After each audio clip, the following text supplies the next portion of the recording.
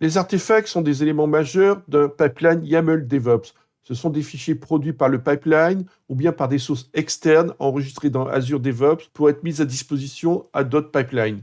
Ils servent aussi de moyen d'échange entre stages, voire entre jobs. Il en existe plusieurs types. D'abord, les artefacts de build et les artefacts de pipeline. Ce sont des fichiers qui vont être typiquement produits par une étape CI. Ils sont mis à disposition de tous les pipelines.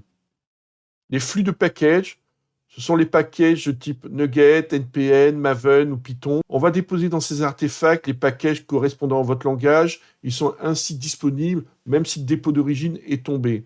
On peut également contrôler les versions de ces packages. Les packages universels, ils peuvent contenir des fichiers quelconques. On les met à disposition au niveau d'une organisation ou pour tout le monde. Les symboles, comme le nom l'indique, ce sont les informations de débugage pour les exécutables. On a besoin de faire ces distinctions parce que la façon de les publier et de les consommer vont leur être propres. Les artefacts de build et de pipeline s'utilisent de la même façon. Le pipeline CI va typiquement construire les différents livrables, binaires, fichiers de config, etc. et il les publie ensuite dans un artefact. Plus tard, le pipeline CD va démarrer, il récupère ces artefacts et lance le déploiement à travers les différents environnements dev, cal, prod. C'est de cette façon que l'on garantit que les livrables ne sont jamais altérés d'un environnement à l'autre et ainsi on maîtrise complètement ce qui est déployé. Les fichiers poussés dans les artefacts ne sont plus modifiables, par contre ils sont versionnés, ils ont un nom et une version. Un artefact de build doit d'abord être publié à l'aide de la task Publish Build Artifacts. Il sera alors disponible, prêt à être téléchargé via la task Download Build Artifacts. Dans le slide précédent, j'ai évoqué les artefacts de build, mais ils tendent à être remplacés par les artefacts de pipeline. C'est en tout cas la recommandation de Microsoft. Ils offrent en particulier de meilleures performances, ils permettent d'échanger des fichiers entre stages, mais aussi entre différents pipelines. Et puis, on a des possibilités de filtrage avec la propriété patterns ou le fichier artefact ignore. Il existe deux syntaxes pour publier un artefact de build. La première, sous la forme d'une task. La deuxième, publish, est simplement un alias un petit peu plus simple. Elles ont chacune leur particularité, mais en réalité, elles font exactement la même chose. Donc là, c'est les goûts et les couleurs. Puisqu'il existe deux syntaxes de publication, il y a aussi deux syntaxes pour le téléchargement.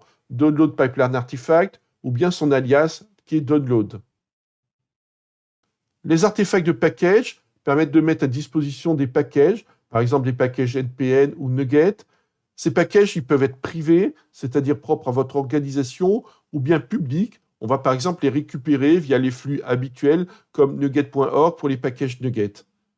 Ils sont mis à disposition par exactement les mêmes flux que les packages correspondants. On pourra donc utiliser les mêmes outils pour les lire. Ça devient transparent.